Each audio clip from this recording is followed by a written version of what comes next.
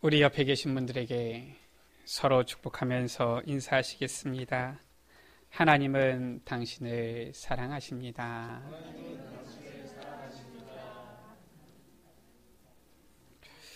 우리 다시 한번 우리 축복하면서 인사하시겠습니다. 하나님의 말씀을 붙잡읍시다. 오늘은 우리 에베네셀 교회에 주신 두 번째 비전입니다. 다시 한번 축복하면서 인사하시겠습니다. 진정한 예배를 드립시다. 저 약 한 500여 년 전이지요. 저 벌써 505년이 지났는데요. 종교개혁이 일어났지요. 그때 당시에 이 종교개혁자들이 신앙을 다시 한번 점검하면서 외쳤던 5가지 오직이 있어요. 그 첫 번째가 우리가 지난주 우리 교회에 주신 비전이었지요. 오직 성경, 말씀이었습니다. 두 번째가 무엇이었느냐? 바로 오직 은혜예요. 하나님께서는 말씀으로 이 세상 만물을 창조하셨고요. 또 하나님께서는 성취되어지는 그 말씀을 우리에게 주셨는데, 하나님께서 우리에게 이 말씀을 통하여서 우리에게 주신 것은 무엇이냐면은 바로 하나님의 그 은혜요 사랑인 것입니다. 우리가 오늘 말씀을 보았는데요. 예수님께서 저 사마리아, 저 수가성의 여인을 만나신 거예요. 그냥 예수님께서 가시다가 이 여인을 만난 것처럼 보이지만 실은 그것이 아닙니다. 우리가 오늘 말씀을 묵상하면서 예수님께서 이 여인을 사랑하시고 이 여인에게 큰 은혜를 베푸셨구나, 이것을 깨닫게 되어지고 정말 그 사랑, 그 은혜가 내게 임한 것임을 깨닫게 되어지는 귀한 시간 되어지기를 주의 이름으로 축원합니다. 우리의 신앙생활 가운데 실은 제일 중요한 부분이지요. 은혜입니다. 우리가 이미 구원받았으니까 실은 우리의 신분은 보장이 되어져 있는데, 중요한 건 이거예요. 은혜 받지 못하면 참 모든 게 힘들어집니다. 은혜 받지 못하면 예배도 힘들어지고요. 은혜 받지 못하면 신앙생활도 힘들어지고요. 은혜 받지 못하면 나중에는 불신앙도 막 생기게 되어져요. 근데 은혜 받으면 어떻게 되어집니까? 은혜 받으면 행복해집니다. 하나님께 기도하는 것이 행복하고요. 말씀 받는 것이 행복하고요. 예배 드리는 것이 행복하고요. 하나님께서 주시는 은혜를 받으면은 헌신하는 것도 행복해요. 저는 기대하고 있습니다. 오늘 점심은 우리 안수 지사님께서 삼겹살 파티로 준비해 주셨다고 합니다. 할렐루야. 제가 지난주에 여쭤봤어요. 우리 지사님께, 지사님, 제가 오늘은 아침을 안 먹고 오겠습니다 했더니 우리 지사님께서 아예 안 드시고 오셔도 됩니다. 저녁까지 안 드셔도 될 겁니다. 이렇게 얘기하시더라고요.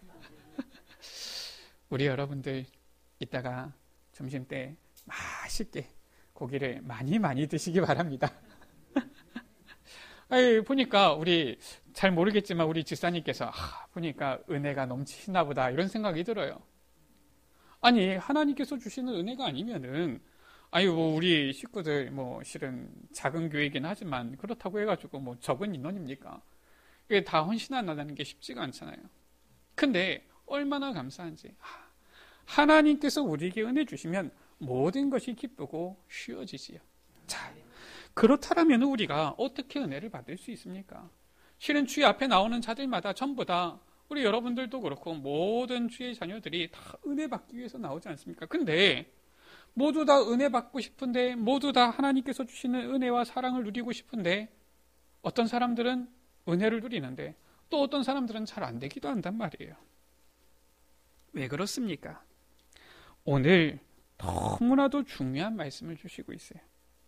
무엇을 말씀하고 있느냐? 바로 예수님께서 예배에 대해서 말씀하시는 겁니다. 언제 하나님의 은혜가 임합니까?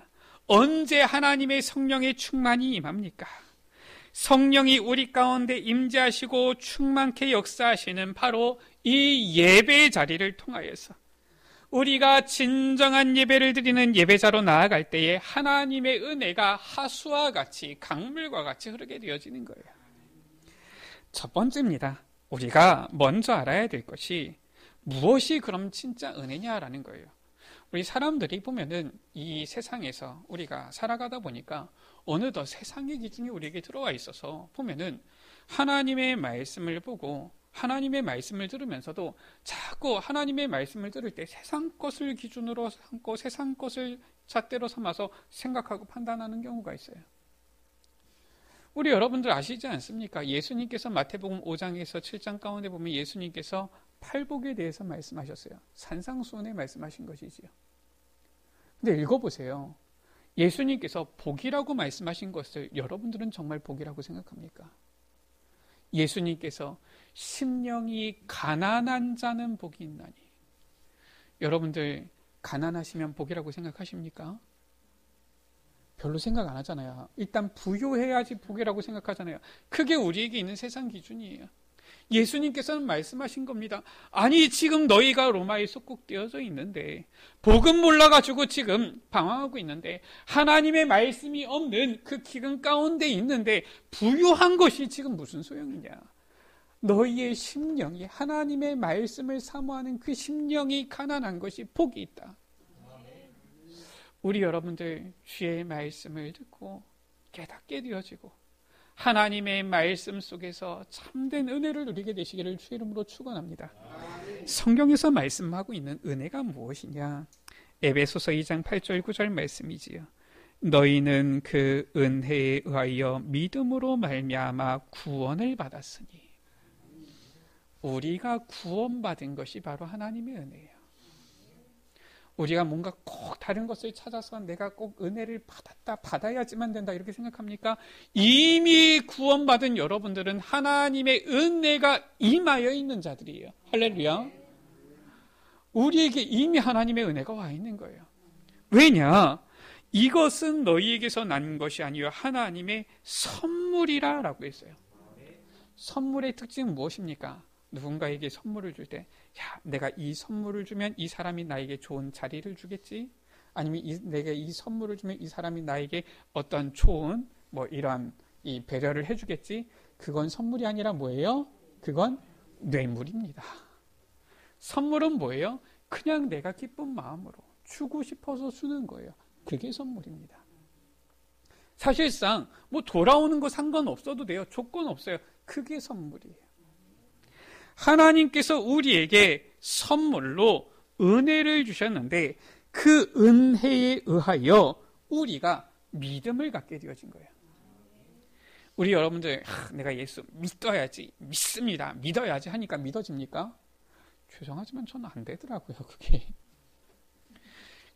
우리 여러분들 아시지 않습니까? 보면은 우리 목사님, 사모님 얼마나 기도 많이 하십니까? 그 밑에서 저는 자라면서 당연히 1년에 일주일 정도는 금식 기도해야 되는 줄 알았어요. 당연히 무슨 일만 있으면 기도원 가야 되는 줄 알았어요. 저는 그렇게 어릴 때 자라왔거든요. 한 번은 어릴 때 뭣도 모르고 기도원 따라갔더니 보니까 누구신지도 몰라요. 어느 강사 목사님이 있는데 믿습니다. 이렇게 하라 그러고 할렐루야 하라 그러는데 아무리 해도 저는 자꾸 정신만 또렷해지지 방언도 안 나오고 힘들더라고요. 저는. 사실상 믿음도 안 생기고요. 여러분들은 내가 믿어야지 하니까 믿어집니까? 그게 아니잖아요. 어느 날 하나님의 말씀이 들려지기 시작하는데 제 안에 믿음이 생기더라고요. 그래서 저는 그래요. 여러분들은 어떨지 모르겠지만 저는 하나님의 말씀이 맞다. 이 믿음은 내가 노력해서 얻은 게 아니라 하나님의 은혜구나. 그 믿음으로 말미암아 우리가 예수 그리스도를 믿고 영접할 때에 이미 우리에게는 구원이 임했잖아요. 하나님의 자녀가 되는 권세를 주셨으니 그래서 선물이라. 오늘 4장 10절 가운데 보세요. 내가 만일 하나님의 선물과, 우리는 꼭 선물하면 뭔가 이렇게 박스 포장되어져 있는 걸 생각하는데 지금 그게 아니에요. 진짜 선물이 뭔지를 알아야 돼요. 하나님께서 우리에게 주신 가장 귀중한 이 선물이 바로 무엇입니까? 하나님의 은혜에 의한 믿음으로 말미암아 얻은 구원이에요. 이것이 바로 하나님의 은혜다. 자, 오늘 말씀의 배경을 좀 봅시다. 우리 여러분들 중에서 이 말씀을 잘 아는 분들도 계시지만은 또 이 말씀을 처음 듣는 분들도 계실 것 아닙니까? 예수님께서 사마리아에 있는 수가라 하는 동네에 이르신 거예요. 아니, 그게 뭐가 중요합니까? 잘 알아야 될 것이, 이 예수님께서는 유대 땅 베들레헴에서 나신 거예요. 유대인입니다. 유대인의 모습으로 이 땅에 오셨지요. 그런데 이 유대인의 모습을 가지신 예수님께서 지금 사마리아에 가신 거예요. 거기에 여자가 있어서, 우물 곁에 이 여자가 있어서 물을 좀 달라고 한 겁니다. 그러니까 이 여자가, 우리는 보통 어떻게 하겠습니까? 왜 그러지? 줄 수 있으면 주고, 아니면은 그냥 쳐다보고 갈 거 아닙니까? 근데 이 여자가 대답하는 게 이상해요. 당신은 유대인으로서 어찌하여 사마리아 여자인 나에게 물을 달라 하나이까? 이렇게 얘기하는 거예요. 그 이유입니다. 이는 유대인이 사마리아인과 상종하지 아니함이로라. 저 이스라엘도 우리나라처럼 조금 이렇게 위아래로 남북으로 길쭉하게 되어져 있습니다. 길쭉하게 되어져 있는데, 저 다윗 왕 때, 솔로몬 왕 때에는 실은 이 하나된 나라였는데, 그 아들 이 르호보암 때에 나라가 갈라졌어요. 꼭 우리나라처럼 이 남북으로 이렇게 갈라진 겁니다. 그래서 이 남쪽은 원래는 같은 이스라엘 나라인데, 남쪽은 이 유다 지파, 베냐민 지파 두 지파가 있기 때문에 이 유대 나라 이렇게 되어졌고요. 위에는 10지파 있게 되어져서 여기는 북이스라엘이다, 이렇게 이제 나눠지게 되어진 겁니다. 그런데 이 다윗 왕 자체는 이 유다 지파였기 때문에 이 다윗 왕의 계통을 이 유대 나라에서 이어가게 되어지고요. 북이스라엘에는 이제 새로운 왕이 세워지는 것이지요. 그런데 하나같이 이 북이스라엘에 세워진 왕들은 우상 숭배하는 악한 왕들이에요. 물론 이 남유다도 실은 우상 숭배하는 악한 왕들이 일어나기도 했지만, 그래도 보면은 간혹 이렇게 종종 하나님께 이 말씀 따라 살려고 하는 이런 왕들이 일어나기도 했거든요. 결국은 이 시간표가 이런 거지요. 저 우상 숭배하는 북이스라엘, 결국은 하나님의 심판이 임하게 되어지는데, 주전 722년이지요. 이 북이스라엘이 아수르라는 강대국에 의해서 이제는 점령당하고 멸망하게 되어지는 거예요. 단순히 그냥 나라가 없어졌다, 이 정도가 아니라, 이 아수르라는 나라는 이 강대국인데, 여러 강대국이니까 여러 지역을 정복을 하는데, 그러니까 점점 땅은 넓어지는데, 이 관리를 해야 되는데, 이 관리할 지역이 넓어지니까 뭔가 방법이 필요하단 말이에요. 관리가 잘 안 되어지면 저쪽에서 이쪽에서 막 반란이 일어나면은 감당하기가 어려워지니까 어떻게 했느냐, 이들이 가지고 있는 문화를 완전 싹 없애야 되겠다. 우리나라 일제 식민지 때에도 그런 일들이 있지 않았습니까? 그래서 이들의 문화를 완전히 없애기 위해서 어떤 방법을 썼느냐, 이들의 문화 전통이 전달되어지지 못하도록 어떻게 할까 하니까 생각이 든 거예요. 정복한 지역에 남자들을 싹 다른 지역으로 이주시키는 겁니다. 그것도 다른 지역으로 이렇게 퍼뜨려서 이주시키는 거예요. 다른 데서 정복한 남자들을 이 새로 정복한 지역에 한마디로 갖다 몰아넣는 겁니다. 그것도 한 지역에서 모는 게 아니라 여러 지역에서 오겠죠. 그러니까 여러 이 민족, 여러 종족들이 이제는 함께 혼합돼서 살게 되어지는 거예요. 언어 다르지요. 서로 문화 다르지요. 풍습 다르지요. 싹 다 다른 거예요.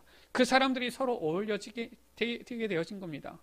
근데 남자하고 여자하고 어쨌든 말이 다르고 문화가 다르고 풍습이 달라도 같이 있으니까 어떻습니까? 시간이 지나다 보니까 서로 혼이 나게 되어지는 거예요. 자녀를 낳게 되어지는 겁니다. 한마디로 해서 이제는 혼혈이 되어지는 거지요. 이 유대인들의 특징 아닙니까? 우리는 아브라함의 자손이다. 하나님께서 우리를 선택하셨다. 선택된 민족이다. 이 선민 사상이 꽉 차 있는데, 북이스라엘 어떻게 보면 같은 형제 지파인데, 이 10지파인데 완전히 혼혈이 되어진 거예요. 그러니까 이 유대인들, 남유다지요. 유대인들은 저 사마리아를 더 이상 이제는 같은 이 선택된 민족으로 같은 형제, 지파로 생각하지 않는 거예요. 너희들은 더 이상 아브라함 자손이 아니다라는 거예요. 너희들은 이방인이다라는 거예요. 근데 이방인 정도로 여기는 정도가 아니라 실은 오히려 보통 그렇잖아요. 가까운 친구인데 서로 안 좋게 됐어요. 그럼 어떻습니까? 오히려 더 잘 모르는 남보다도 못하게 되잖아요. 이 유대인들이 사마리아를 아주 이제는 다른 이방 나라들보다, 이방 민족보다 더 선대하고 멸시하고 상종하지 않는 거예요. 차별하는 겁니다. 그래서 이 예루살렘은 이 남유다 여기에 있고요. 갈릴리는 실은 이 사마리아에서도 좀 위쪽에 북쪽에 있어요. 그 중에서 이 사마리아는 전체 이 북이스라엘을 말하면서도 그 북이스라엘의 수도 사마리아가 있는데, 예루살렘에서 갈릴리를 이렇게 가려면은 제일 빠른 길은 실은 예루살렘에서 사마리아를 거쳐서 갈릴리로 가는 게 제일 빠릅니다. 뭐 우리도 보통 그렇잖아요. 뭐 서울에서 갈 때 뭐 저기 대전 지나서 광주 가고 뭐 대전 지나서 대구 가고 뭐 이렇게 하잖아요. 그런데 이 사람들은, 유대인들은 사마리아를 거쳐서 갈릴리로 가지 않고 뺑 돌아서 갈릴리로 가는 거예요. 더 이상 가기 싫은 거예요. 지나가기도 싫은 겁니다. 마주치기도 싫은 거예요, 사마리아. 이런 상황인 거예요. 그런데 예수님께서 갈릴리로 가실세 3절에 보면은 4절에 사마리아를 통과해서 가시는 겁니다. 그러면서 5절에 이 수가라는 동네에 이르르셔서 오늘 7절 가운데 보면은 이 여자 한 사람을 만난 거예요. 언뜻 보면 그냥 가다가 우연히 만난 것 같지만 예수님은 누구십니까? 하나님이시잖아요. 하나님 나라를 전파하기 위해서 이 땅에 오셨고 우리를 구원하시기 위해서 이 땅에 오셨는데, 예수님의 걸음 하나하나, 말씀 하나하나, 행동 하나하나가 실은 다 하나님의 놀라운 이 구원의 역사 가운데 있지 않습니까? 이 보면은 아주 예수님께서 계획적으로, 제자들은 모르지요. 사람이니까 어떻게 알겠습니까? 예수님은 하나님이시니까 다 아는 거예요. 일부러 이 여자를 만나기 위해서 사마리아를 지나가시는 거예요. 참 볼 때마다 주님의 은혜가 얼마나 큰지. 이 세상 70억 인구 가운데 우리가 뭐라고 하나님께서 우리를 사랑하셔서 우리를 찾아오셔서 우리를 구원하십니까? 지금 그거예요. 이 사마리아 여자에게 예수님께서 물을 좀 달라 하시는데 6절에 보면 때가 6시쯤 되었더라. 이 6시는 우리나라 시간으로 말하면 뭐냐? 낮 12시입니다. 이 중동 지역은 굉장히 뜨겁습니다. 너무 뜨거워가지고 낮에는 사람들이 활동을 안 해요. 선선한 아침 오전에, 그리고 또 좀 해가 좀 뉘엿뉘엿 치는 이 오후 저녁 때에 실은 이 일들을 하지, 낮에는 너무 뜨거워서 쉽니다. 왜냐? 잘못하면 탈진하는데요. 그런데 이 여자가 12시에 지금 물을 기르러 온 거예요. 아주 사연이 있는 여자지요. 예수님께서 물을 좀 달라 했는데 서로 지금 이제 엉뚱한 얘기를 하는 겁니다. 왜 나에게, 사마리아 여자인 나에게 물을 달라고 합니까? 서로 상종하지 않으니까요. 10절에 예수님께서 말씀하십니다. 네가 하나님의 선물과 물을 좀 달라는 이가 누구인 줄 알았더라면 너가 오히려 구하였을 것이고 그가 생수를 주었으리라. 아니, 지금 예수님께서 물을 달라고 하면서 네가 내가 누군지 알았으면 내가 너에게 생수를 줬을 것이다. 지금 이 말을 하고 있는, 서로 지금 막 동문서답을 하고 있는 것처럼 보이지요. 근데 그게 아니에요. 지금 여자는 굉장히 갈급합니다. 얘기하잖아요. 아니, 그러면은 나에게 물을 주어서 내가 다시는 물을 기르러 오지 않게 하십시오. 지금 얘기를 하는 거예요. 왜냐? 얼마나 지금 힘들어요.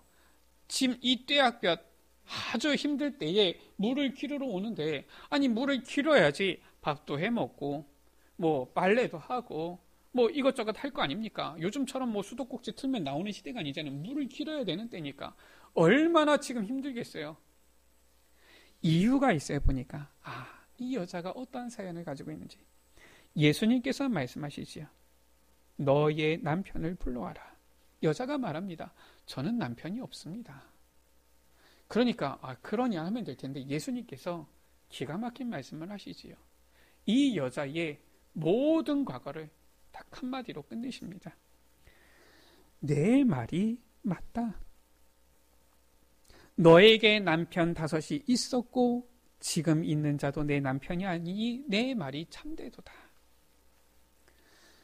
우리 주일 새벽 예배 때는 주일 난 예배 말씀을 같이 이렇게 나누거든요. 우리 교회는 아직까지 1부, 2부 예배 드릴 만한 형편이 안 되다 보니까 이 새벽 기도 말씀을 실은 이제 예배를 1부처럼 이렇게 말씀을 나누는데, 이 새벽 예배 때 보니까 우리 성도님이 끄덕끄덕 하셨어요. 저는 잘 모르겠지만, 우리 젊은 세대는 모르겠지만, 우리 실은 이제 한 60 좀 중반 넘으시고 후반 되시고 한 70대 혹시나 80대 되신 분들은 아실 거 아닙니까? 옛날에 우리 여러분들 사실 때 동네에 보면은 옆집에 숟가락 몇 개, 젓가락 몇 개 있는지 다 아셨잖아요. 저희 때는 아니에요. 아마 우리 젊은 세대는 잘 모를 텐데, 제가 보니까 사역을 하다 보니까 이렇게 좀 연세가 있으신 분들 만나보니까 옛날에는 이 옆집에서 고등어를 굽는지 다 알았다는 거예요. 그러니까 지금 이 시대가 언제입니까? 2000년 전이잖아요. 보니까 결혼을 5번이나 했어요.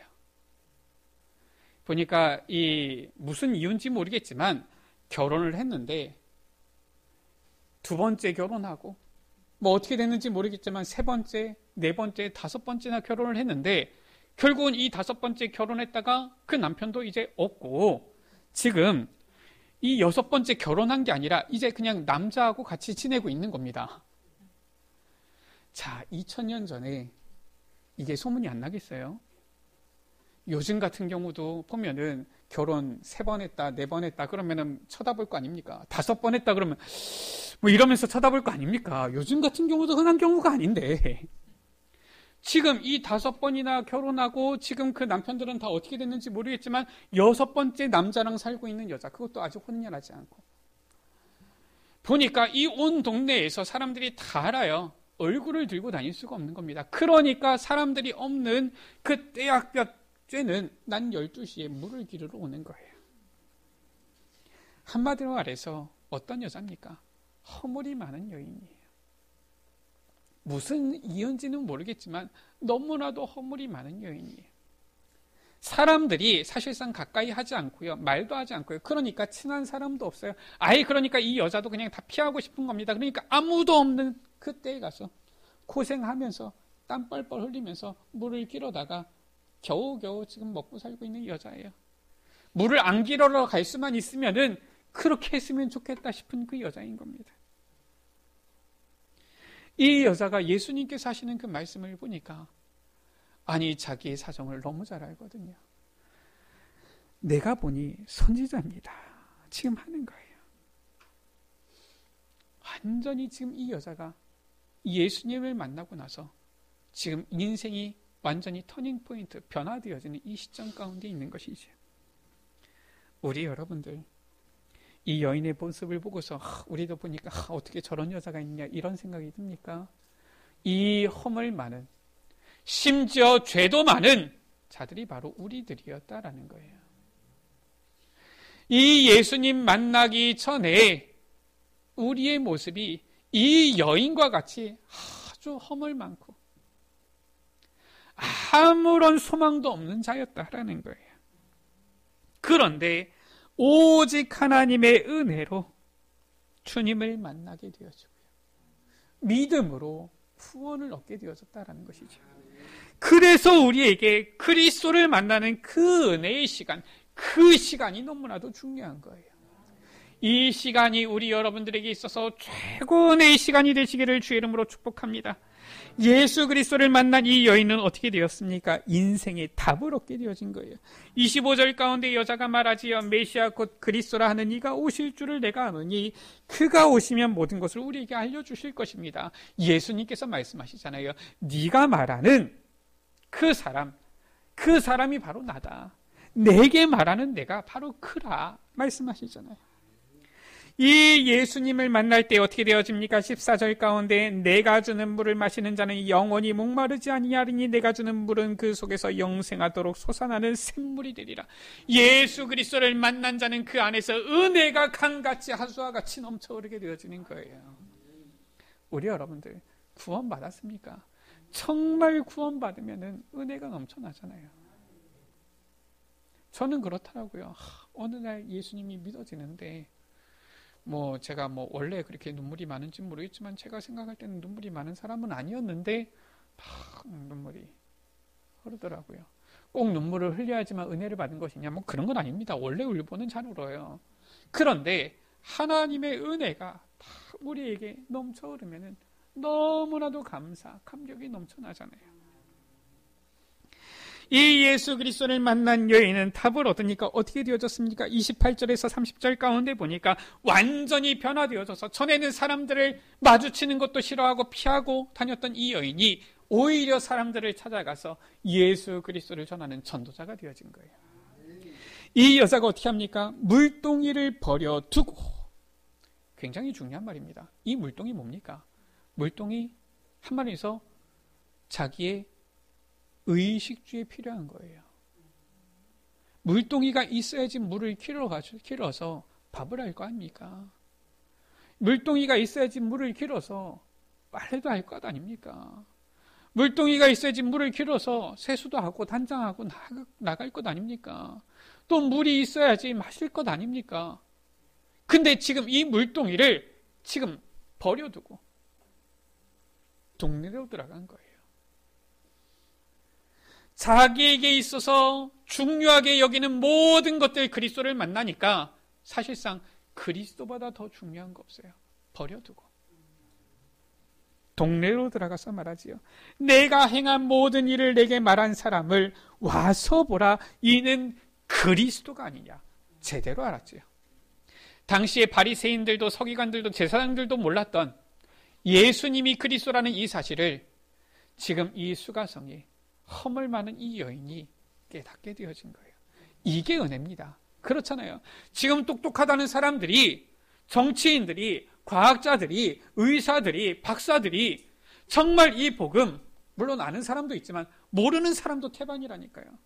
전도하러 가니까 보니까 이 대학 교수였어요. 이제 은퇴를 했는데 얼마나 보니까 똑똑한 분이신지 은퇴를 했는데도 자기 관리를 위해서 자전거 타고 다니면서 운동하시면서 집에서는 성경도 읽는데요. 불경도 읽는데요. 얼마나 똑똑하신지. 성경도 잘 알아요. 얘기하니까, 전도하러 얘기하니까 잘 알아요. 나이 드신 분이. 그런데 도무지 하나님이 안 믿어진대요. 야, 이런 보니까 이 가난 정복에 대한 부분을 보니까 이렇게 사람을 많이 죽이는 하나님, 나는 도무지 그 하나님을 믿을 수 없다. 이렇게 얘기하더라고요. 너무 똑똑해도 탈이에요. 얼마나 똑똑한지 도무지 하나님을 믿을 수 없다. 오히려 우리 같은 경우는 잘 모르니까 그냥 그런가 보다 해서 믿잖아요. 그게 은혜입니다. 지금 이 여인이 소중하던 모든 것을 버려두고 그리스도를 깨닫게 되어진 거예요. 그리고 부끄러움을 상관치 않고 사람들에게 나아가서 그리스도를 전하는 전도자가 되어진 거예요. 얼마나 큰 은혜입니까? 히브리서 4장 16절이지요. 그러므로 우리는 긍휼하심을 받고 때를 따라 돕는 은혜를 얻기 위하여 은혜의 보좌 앞에 담대히 나아갈 것이니라. 우리에게는 하나님의 이 은혜가 필요한 거예요. 그 은혜의 보좌 앞에 우리는 나아가야 되는 겁니다. 그것이 바로 예배의 시간이다라는 거예요. 그래서 예배의 시간은 어떤 시간입니까? 그리스도를 만나는 시간이요. 우리 인생의 답을 얻는 시간이요. 우리가 전도자로 변화되어지는 시간이다. 두 번째입니다. 그러면은 우리는 어떻게 예배를 드려야 됩니까? 오늘 4장 23절 말씀이지요. 아버지께 참되게 예배하는 자들은 영과 진리로 예배할 때가 오나니 곧 이때라. 아버지께서는 자기에게 영과 진리로 예배하는 자들을 찾으시느니라 라고 했어요. 예전 개역 한글 성경은 실영과 진정으로 예배하는 자들을 찾으시느니라 말씀하고 있죠. 무엇입니까? 바로 진정한 예배를 드리는 예배자로 서야 된다라는 거예요. 사람은 겉을 보고 속습니다. 왜냐? 사람은 모르잖아요. 사람은 겉에 보고서 그냥 그런가 보다 합니다. 그러나 하나님은 우리의 것이 아니라 우리의 중심을 감찰하시는 분이에요. 우리의 중심을 아시는 분입니다. 내가 하나님 앞에서 대강 신앙생활을 하는지, 정말 진정으로 신앙생활하는지 아시는 분이에요. 그래서 예수님께서 꼭 제가 얘기하는 것은 물질을 얘기하는 건 아니지만은 예수님께서는 물질을 가지고 얘기하셨어요. 저 부자가 헌금하는 것과 저 과부가 두 렙돈 지금 말하면 약 한 2,000원밖에 안 되는 적은 돈입니다. 그 두 렙돈을 헌금하는 것을 보시고서 뭐라고 얘기하셨느냐, 제자들에게. 저 여자 과부가 부자보다 더 많은 금액을 하나님께 헌금했다라고 했어요. 부자는 금을 넣었거든요. 금을 넣었으니까 저는 모르겠습니다. 요즘 금 한 돈이 얼마나 됩니까? 우리가 봤을 때는 당연히 금이 더 많은 것 같은데 예수님의 관점은 그거였어요. 저 부자는 많은 중에서 약간 하나님께 드렸는데 저 과부는 가진 게 이 두 렙돈밖에 없어요. 그 자기의 이 생활비 전부를 드렸느니라 라고 했어요. 그래서 저 과부를 오히려 예수님께서는 칭찬하셨죠. 예수님께서는 그렇게 우리의 중심을 보시는 분이에요. 그래서 우리가 주님 앞에 어떤 예배자로 서야 되느냐? 정말 우리의 중심을 가지고 감사와 감격을 가지고 나아가야 되는 거예요. 시편 50편 23절이지요. 감사로 제사를 드리는 자가 나를 영화롭게 한다라고 했어요. 시편 100편 4절입니다. 감사함으로 그의 문에 들어가며 찬송함으로 그의 궁정에 들어가서 그에게 감사하며 그의 이름을 송축할지어다 라고 했어요. 시편 기자지어 시편 116편 12절에서 14절 가운데 내게 주신 모든 은혜를 내가 여호와께 무엇으로 보답할까? 내가 구원의 잔을 들고 여호와의 이름을 부르며 여호와의 모든 백성 앞에서 나는 나의 선을 여호와께 갚으리로다. 이런 중심으로 주님께 나아가야 된다는 거예요. 하나님께서 내게 너무 큰 은혜를 주셨는데 내가 어떻게 해야 될까? 내가 할 수 있는 것이 없는데 내가 예배를 통하여서 여호와께 영광 돌리기 원합니다. 내가 예배를 통해서 하나님께 영광을 돌리기를 원합니다. 이러한 중심으로 예배를 드려야 된다라는 것이지요. 어떻게 하면은 빨리 끝날까? 이게 아니라 어떻게 하면은 내 이 받은 은혜를 주님께 다 드릴 수 있을까? 갚을 수 있을까? 그런 중심으로 예배를 드리는 자가 바로 산제물로 자기의 몸을 드리는 자예요. 로마서 12장 1절 가운데 그러므로 형제들아 너희 몸을 하나님이 기뻐하시는 거룩한 산제물로 드리라 이는 너희가 드릴 영적 예배니라 라고 했어요. 우리의 예배를 하나님께 거룩한 산제물로 드려라. 거룩한 산제물로 드린다는 것이 무엇입니까?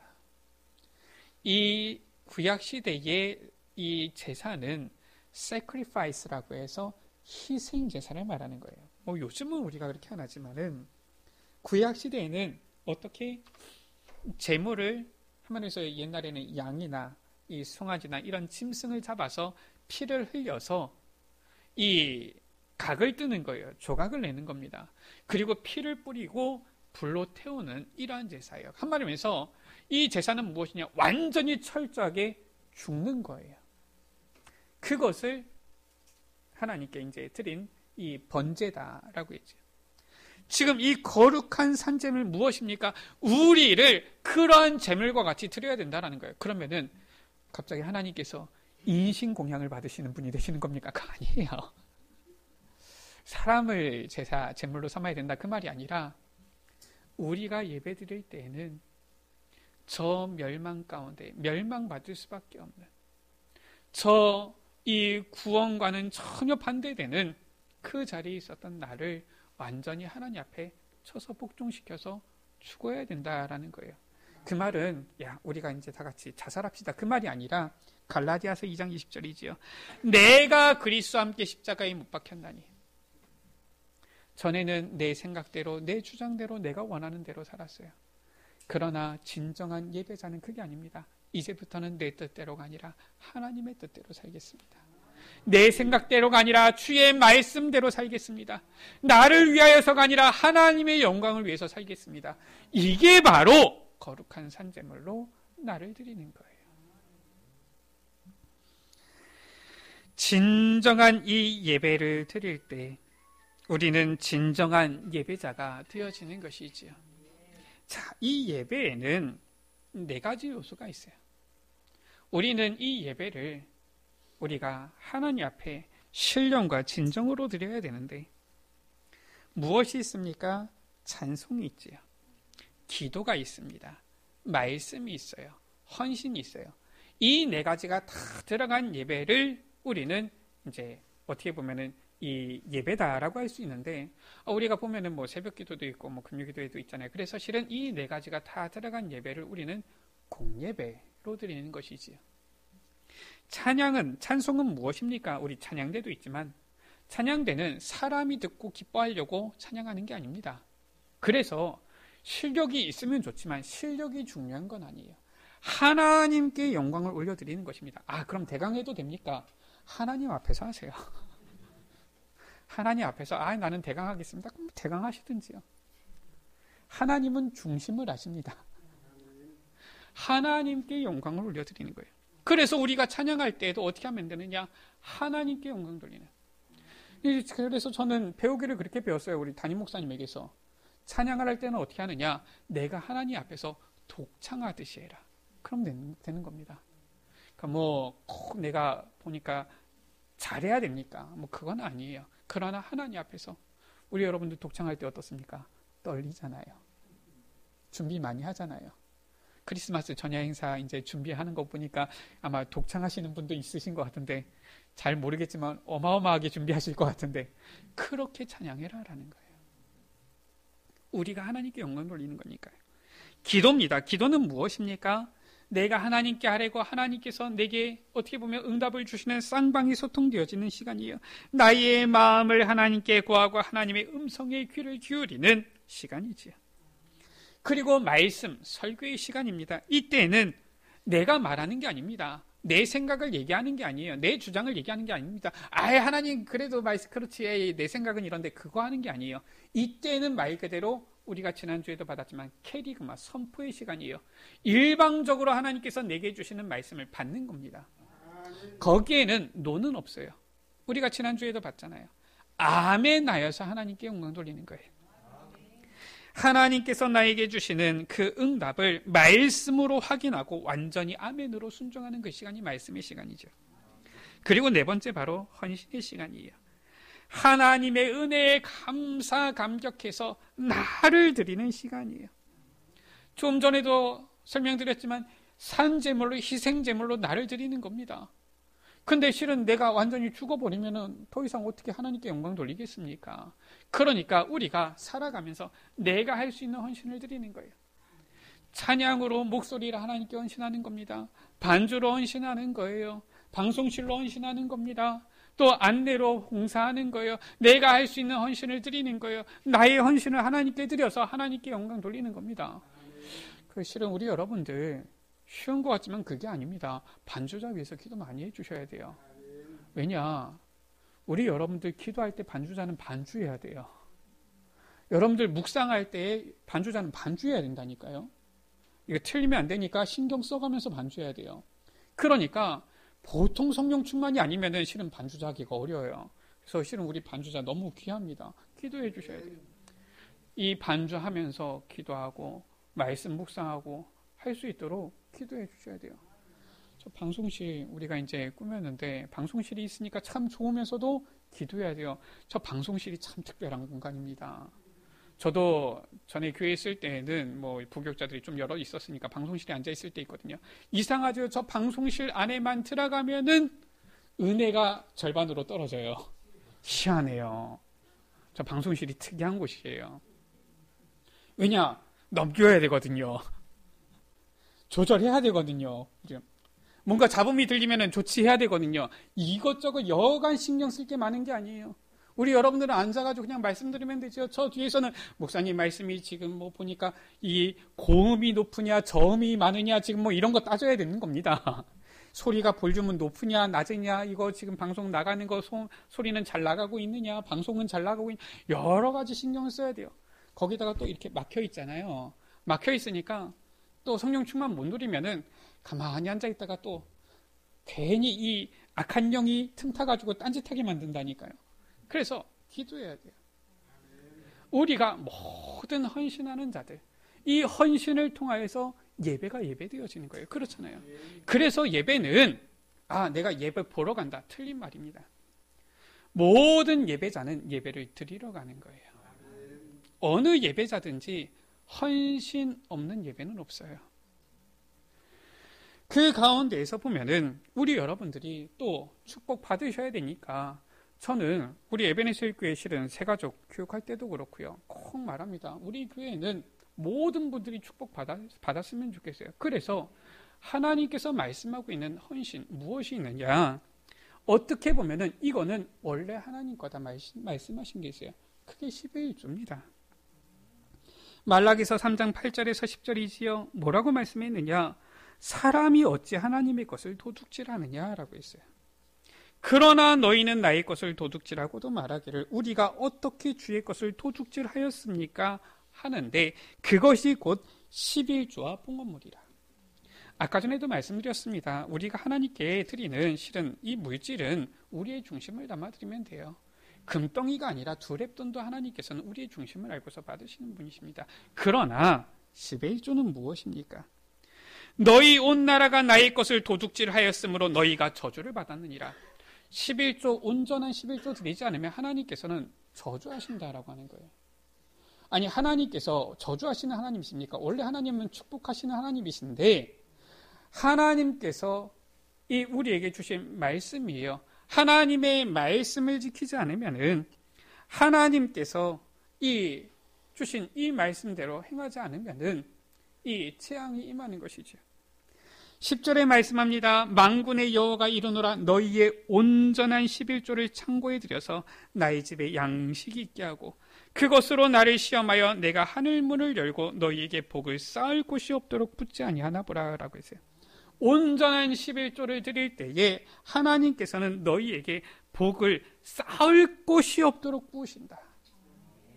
우리 여러분들 이 축복 받으시기 바랍니다. 하나님께서 여러분들에게 정말 복을 쌓을 곳이 없도록 부으시는 축복 누리시기 바랍니다. 살면서 왜 이렇게 자꾸 돈이 없다 이것이 내 입에서 나옵니까? 점검하세요. 내가 온전한 11조를 드리고 있는지. 그거 점검하면 됩니다.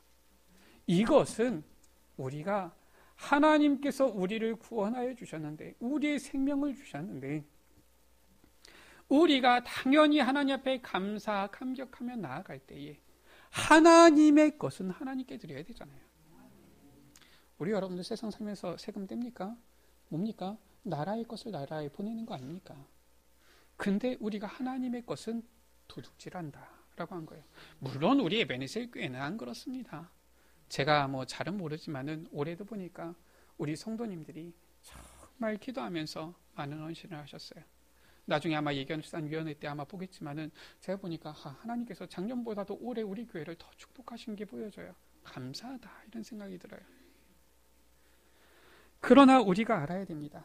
이 예배에는 4가지 요소가 다 들어가 있는 겁니다. 하나라도 대충 할 것이 없어요. 이 4가지를 온전히 준비할 때에 진정한 예배를 드리게 되어지는 것이지요. 그래서 예배는 항상 보면은 당일날 오늘 예배 드리러 가야지. 그 준비가 잘 안 됩니다. 미리 준비해야 되는 거예요. 하루는 보니까 어떤 이 아이가 학생이 보니까 이 예배를 잘 못 나와요. 뭐 때문에 못 나오니까 주일날 늦게 일어난대요. 예배는 토요일부터 준비하는 거야. 꼭 토요일에 일찍 자라. 그랬더니 일찍 자니까 당연히 주일날 일찍 일어나지요. 예배 성공하게 되어지는 거예요. 3번째입니다. 진정한 예배를 드릴 때에 전도자의 삶을 누리게 되어지는 거예요. 진정한 예배를 드린 초대교회 어땠습니까? 이들은 사도행전 1장 14절에 마가다락방에 한 마음으로 모였는데 거기에 성령 충만이 하나님의 은혜가 불꽃 같은 은혜가 임하게 되어진 거예요. 우리가 알아야 될 것이 이 사탄은 어떻게 합니까? 자꾸 예배를 방해하는 겁니다. 사탄의 특징은 하나님이 주시는 은혜를 못 누리게 하는 거예요. 우리는 예배에만 승리하고 예배에 주시는 은혜를 누리면 나를 살릴 수 있고요.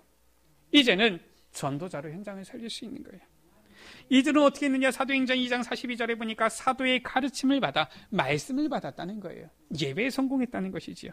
46절 47절이지요. 날마다 성전에 모이고 집에서 떡을 떼며. 사도행전 5장 42절 아닙니까? 그들이 날마다 성전에 있든지 집에 있든지 예수는 그리스도라고 가르치기와 전도하기를 그치지 아니하니라. 하나님께서 축복 주시고 증거 주시면은 증인 되어지니까 당연히 전도자가 되어지는 거예요. 그래서 전도는 하는 것이 아니라 되어지는 것입니다. 왜냐? 내가 증거 있으면은, 만약에 우리 여러분들 축복 받아보세요. 그럼 어떻게 되겠습니까? 보니까 하나님께서 큰 축복을 주셨는데, 야, 내가 잘해서 이랬다 할 겁니까? 뻔하잖아요, 우리 모습. 하나님께서 하셨습니다. 그게 전도예요. 전도자로 변화되어지는 거예요. 사도행전 4장 32절이지요. 이들은 전도자로 변화되어지니까 더 이상 세상 것에 사실상 매이지 않아요. 오히려 서로 한 마음과 한 뜻이 되어서 서로 물건을 통용하고 자기 재물을 조금이라도 작을 것이라고 하는 이가 없더라. 오히려 전도 선교를 위해서 하나님께 모든 것을 헌신하면서 기쁨으로 나아가는 자들이 된 거예요. 그래서 이들이 가난해졌느냐 부족해졌느냐? 그렇지 않아요. 저는 아직도 못 가봤지만 저는 이제 영상으로 봤거든요. 우리 여러분들도 하실 수만 있으면, 시간 되시고 만약에 여유만 있으면 한번 가보세요. 저 소아시아 지역에 보면은 초대교회에 터들이 있잖아요. 영상으로 보니까 어마어마하더라고요. 보니까 그 당시 때에 수천 명 들어갈 수 있는 이러한 초대교회 성전을 지었어요. 가난하니까 그렇게 지었습니까? 아니에요. 하나님께서 진짜 복을 쌓을 곳이 없도록 부어주시니까 이들이 오히려 의식주 여기에서 벗어났는데 하나님께서는 모든 것을 넘치게 채워주시고 그들의 삶이 증인의 삶이 되게 하신 거예요. 말씀을 마칩니다. 예배는 헌신이에요. 예배는 나를 드리는 것입니다. 고린도후서 6장 2절이지요. 내가 은혜 베풀 때 너에게 듣고 구원의 날에 너를 도왔다 하셨으니 보라 지금은 은혜 받을 만한 때요 보라 지금은 구원의 날이로다. 이 사탄은 자꾸 예배를 방해하지만 우리는 진정한 예배를 통하여서 지금 이 구원의 날에 이 은혜에 베풀 때에 진정한 예배를 통하여서 오직 은혜 누리는 예배자로 설 때에 하나님의 은혜가 우리의 심령 가운데 강같이 하수와 같이 넘쳐 흘러서 우리도 정말 이 사마리아 수가성의 여인과 같이 전도자로 변화되게 되어질 줄 믿습니다. 이 축복 누리는 우리 모든 에베네셀 가족들 되시기를 주의 이름으로 축원합니다. 우리 시간 같이 찬양합니다. 아멘. 주를 찬양하나이다. 우리 찬양합니다.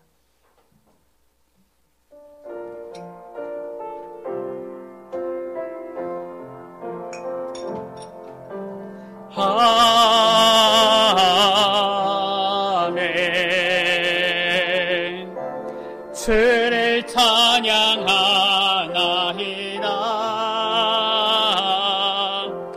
아멘. 주를 찬양하나이다. 아멘. 주를 찬양하나이다.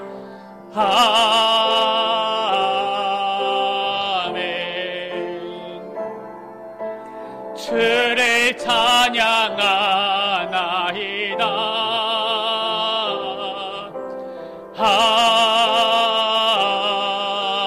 아멘. 주를 찬양하나이. 아멘. 주를 사랑하나이다. 아멘.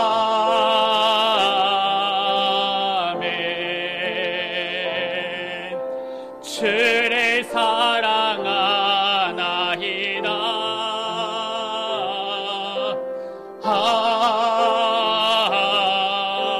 아멘. 주를 사랑하나이다. 아멘. 주를 사랑하나이다. 아멘. 주를 사랑하나이다.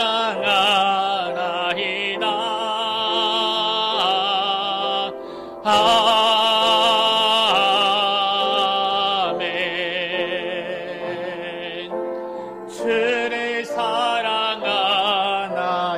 아멘. 주께 영광 돌립니다.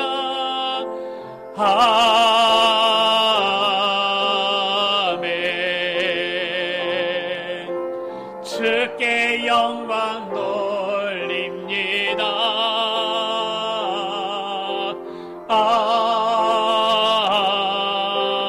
아멘. 주께 영광. 우리 두 손을 들고 아멘. 주께 영광 돌려드립니다. 아멘.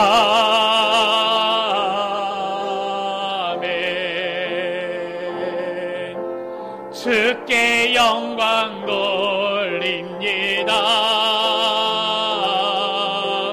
아멘. 주께 영광도 아멘. 주를 찬양하나이다. 아멘.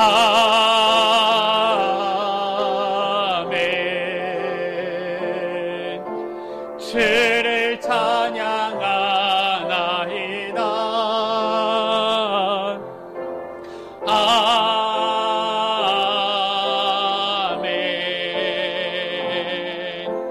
주를 아멘. 주를 사랑하나이다.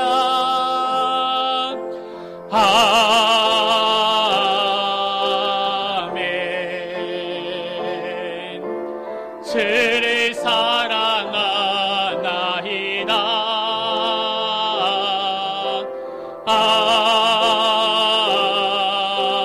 아멘. 주를 사랑하나이다. 우리 이 시간같이 주님께 기도하기 원합니다. 주여, 우리의 중심의 예배를 받아 주옵소서. 우리의 신령과 진정으로 드리는 이 예배를 받아 주옵소서. 정말 우리가 하나님 앞에 한 점 흠도 없고 부끄러움 없는 진정한 예배자로 서게 하여 주옵소서. 진정한 예배를 드리게 하여 주옵소서. 우리 이 시간 다 같이 주여 한번 부르갑심으로 기도하십니다. 주여, 아버지 하나님, 우리가 진정한 예배자로 서게 하여 주옵소서. 진정한 예배를 주님 받아 주옵소서. 진정한 예배를 드리는 우리 에베네셀 교회가 되게 하여 주옵소서. 아버지 하나님, 사람 앞에 보이기 위한 예배가 아니라, 형식적인 예배가 아니라, 대강 드리는 예배가 아니라, 정말 아버지 우리의 마음과 중심, 진정을 다하여서 주님께 드리는 예배가 되게 하여 주옵소서. 우리가 드리는 이 예배를 주님 받아주시고 주님 영광을 받아주옵소서. 주님 찬양을 받아주옵소서. 사랑하는 귀한 주의 자녀들에게 은혜를 하수와 같이 넘치게 흐르게 하여 주옵소서. 주님 감사합니다. 아버지 하나님, 주님 앞에 예배드리는 이 은혜의 보좌의 시간이 주님께서 우리에게 은혜를 하수와 같이 넘쳐 흐르게 하시는 시간인 줄 믿습니다. 진정한 예배를 하나님 아버지께 드림으로 하나님이 주시는 이 넘치는 은혜를 누리는 우리 에베네셀 가족들 되게 하여 주옵소서. 예수 그리스도의 이름으로 기도드립니다. 아멘.